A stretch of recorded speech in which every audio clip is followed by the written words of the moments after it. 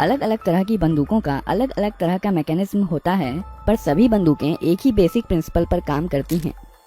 Fully automatic बंदूकों से अलग, जो कि लगातार फायर कर सकती हैं, सेमी ऑटोमेटिक बंदूकें एक बार ट्रिगर दबाने पर एक ही राउंड फायर करती हैं। यह एक 9mm सेमी ऑटोमेटिक पिस्तौल है। इस वीडियो में हम देखेंगे कि सेमी ऑटोमेटिक हैंडगन्स और पिस्तौलें कैसे काम करती हैं। यह एक कारतूस या कार्ट्रिज है। इसे मैगजीन में लोड किया जाता है, जिसमें स्प्रिंग और फॉलोअर इस पर दबाव बनाए रखते हैं। मैगजीन का डिजाइन कुछ इस प्रकार का होता है कि कारतूस आगे स्लाइड होकर ही बाहर आ सकता है।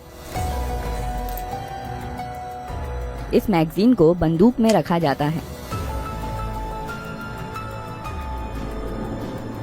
यहाँ पर बंदूक के अंदर के महत्वपूर्ण पार्ट्स दिखाए गए हैं। बंदूक को पहली बार फायर करने के लिए रिकॉइल स्प्रिंग के अगेंस्ट स्लाइडर को हाथ से पीछे खींचा जाता है। इसके कारण कई चीजें एक साथ होती हैं, जिन्हें हम एक एक करके देखेंगे। स्लाइडर के मूवमेंट के कारण हैमर पीछे आता है। यह हैमर स्ट्रट के जरिए मेन स्प्रिंग से जुड़ा होता है और इसलिए मेन स्प्रिंग को दबा देता है।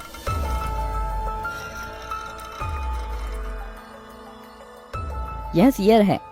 यह हैमर के मूवमेंट को कंट्रोल करता है। जब स्लाइडर पीछे जाता है, तब सीयर लीफ स्प्रिंग के दबाव में हैमर के साथ एंगेज हो जाता है और हैमर को वापस जाने से रोकता है। जब स्लाइडर को छोड़ दिया जाता है, तब रिकॉइल स्प्रिंग के कारण स्लाइडर अपनी पहले वाली स्थिति में चला जाता है, जबकि हैमर सीयर के कारण अपनी स्थिति में बना रहता है। इस प्रक्रिया को कॉकिंग कहते हैं।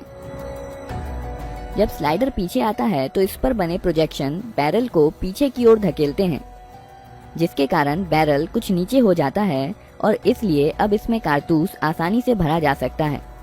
जब स्लाइडर वापस लौट रहा होता है, तो यह एक कारतूस बैरल में ले जाता है और बैरल को अपनी पहले वाली स्थिति में धकेल देता है।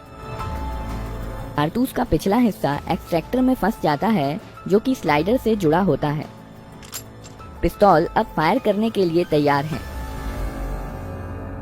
जब ट्रिगर दबाया जाता है, सीयर डिस्कनेक्टर के माध्यम से धकेल दिया जाता है, जिसके कारण यह हैमर से डिसएंगेज हो जाता है। हैमर अब फ्री है और मेन स्प्रिंग के दबाव में यह फायरिंग पिन, जो कि स्लाइडर में फिक्स्ड होती है, से जा टकराता है। बदले में यह फायरिंग पिन कारतूस के प्राइमर पर स्ट्राइक करती है।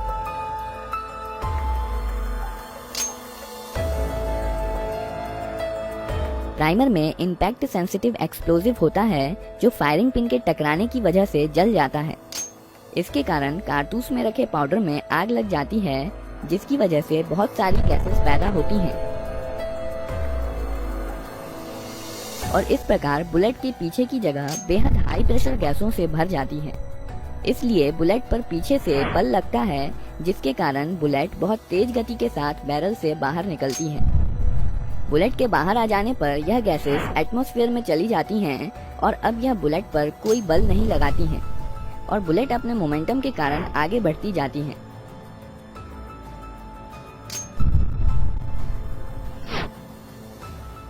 बैरल में कुछ लकीरें और खांचे बने होते हैं, जो आगे बढ़ते समय बुलेट को स्थिरता के लिए घुमा देते हैं। यह गैसें बंदूक पर भी समान और विपरीत बल लगाती हैं, पर चूंकि बंदूक काफी भारी होती है, इसलिए इसका एक्सेलरेशन बुलेट के मुकाबले काफी कम होता है और इसलिए यह पीछे की तरफ ज्यादा गति प्राप्त नहीं कर पाती। विस्फोट की कुछ एनर्जी स्लाइडर को पीछे धकेलने में इस्तेमाल हो जाती है। केस या खोखा स्लाइडर के साथ पीछे आता है और इजेक्टर की मदद से बाहर निकाल दिया जाता है।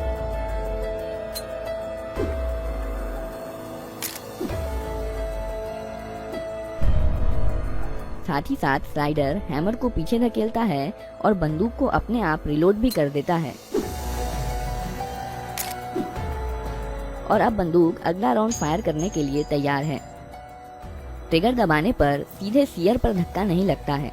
सीयर डिस्कनेक्टर की मदद से धकेला जाता है। जब स्लाइडर पीछे की तरफ जाता है, तो इस पर बने स्लॉट की मदद से यह डिस्कनेक्टर को नीचे की तरफ खिसका देता है।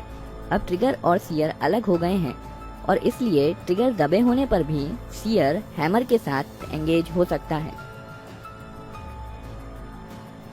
जब ट्रिगर छोड़ दिया जाता है, तब डिस्कनेक्टर लीफ स्प्रिंग के दबाव के कारण स्लाइडर के स्लॉट में चला जाता है और अब बंदूक फिर से फायर की जा सकती है। ग्रिप सेफ्टी बंदूक को अपने आप फायर करने से रोकती है।